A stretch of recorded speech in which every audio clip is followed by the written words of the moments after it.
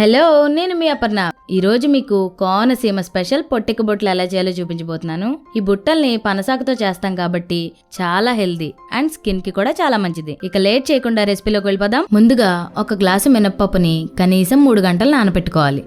ఇలా నానిన పప్పుని పొట్టు తీసి గ్రైండ్ చేయాలి.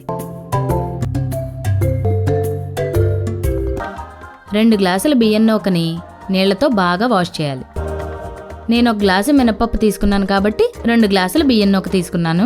ఇప్పుడు ఈ నూకని నీళ్లు లేకుండా పిండి మినప్పిండికి యాడ్ చేసి బాగా కలుపుకోవాలి.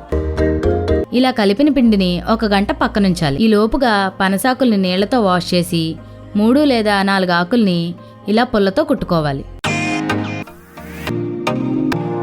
ఈ లోపుగా ఖచ్చితంగా గంట నానిన పిండిని పనస బుట్టల్లో వేసుకోవాలి. పిండి కొంచెం వెల్తిగానే వేసుకోవాలి, అప్పుడే ఉడికి కరెక్ట్గా వస్తాయి. ఇప్పుడు ఈ బుట్టల్ని పాత్రలో పెట్టి మూత పెట్టి ఉడకనివ్వాలి. పనసాకులో పిండి ఉడకడం వల్ల దాని ఫ్లేవర్ కూడా కలిసి స్కిన్ ప్రాబ్లమ్స్ రాకుండా ఉంటాయి. మన బాడీకి కాల్షియం కూడా సమృద్ధిగా అందుతుంది. ఇప్పుడు మూత తీసి పూర్తిగా ఉడికిన తర్వాత మంచి బాంబే చట్నీతో సర్వ్ చేసుకోవడమే. సరిగా ఉడికిందో లేదో కన్ఫ్యూజ్ అయ్యేవాళ్ళు పుల్లతో చూసి టెస్ట్ చేసుకోవచ్చు. ఇదేనండి ఈరోజు రెసిపీ. మీకు నచ్చిందని భావిస్తున్నాను. నచ్చిన వాళ్ళు తప్పకుండా వీడియోని లైక్ చేసి కామెంట్ చేయండి. ఎంతో ఇష్టంతో కష్టపడుతున్న మమ్మల్ని సపోర్ట్ చేయండి.